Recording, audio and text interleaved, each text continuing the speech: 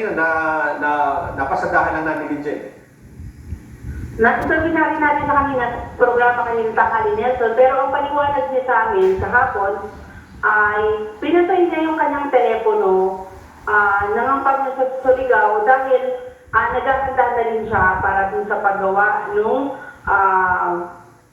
kanilang magiging petisyon, yung petisyon na inihain nila sa Supreme Court. Kasi nung malaman niya daw, weekend pa niya bago mag-weekend, Friday, nung nakaraang linggo niya nalaman na may ilalabas sa warrant of arrest. Batay na rin dyan sa intel reports na nakuha niya mula sa Malacanang. Pero sabi niya, ginawa niya, naganda siya at na mga legal remedies, katulad ng paghahalin na ng petisyon, pinatay niya yung telepono niya para daw walang maging abala nito. Tsaka nakita ko na may pinel siyang kasama dun sa merong ipinel sila na napakahabang petition sa Supreme Court at nandun may pangalan niya. Maraming salamat, Mian Godbera. Yan po sa Senado. Samantala sa balita pa natin, ito ay isa sa malaking problema natin ngayon. Ngayong talagang tayo ay hindi na mabubuhay, ang marami sa atin ng walang cellphone o walang gadget. Dahil dyan, marami rin ang nabibiktima ng mga cybercrime. Hindi lang yung mga nanloloko, pati yung mga kung tawagin ay cyber libel. Alam niyo ba, tumaas ng 13.53% ang kaso ng cyber libel. Ito pong naitala ng PNP Anti-Cybercrime Group noong Pebrero. Ang naitalang kaso, 151. Pero nung Enero, 133. Ibig sabihin, every month, nadadagdagan ang kaso ng cyber libel.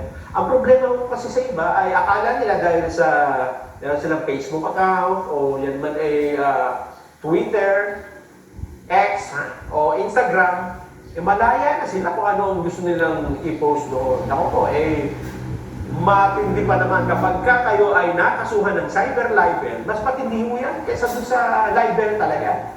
Dahil dito ay ina-assume na mas maraming audience ang pwedeng makabasa at maraming lugar ang pwedeng maging makita yung live pinost na ipinopost natin. Kaya mag-iingat po tayo, ha? Yung mga may kaaway, ay huwag din ang idaan sa social media. Yung mayroon kayong gustong punahin at batikusin at gusto nyo gumamit ng mga kung ano-ano mga salita, naku po, huwag mo sa online. Huwag. At siyempre, hindi maganda na nakikipag-away. Di ba?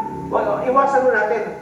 Baka maging isa kayo sa mapapailan ng cyber libel.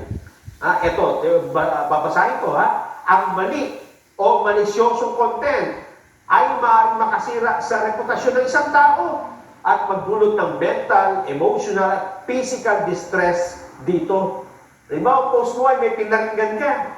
Masama nung binanggit mo yung pangalan. Kung minsan, nilagyan mo pa ng picture, binilugan mo pa kung sino siya. Ako po, papasok. Kasi baka hindi nyo alam kung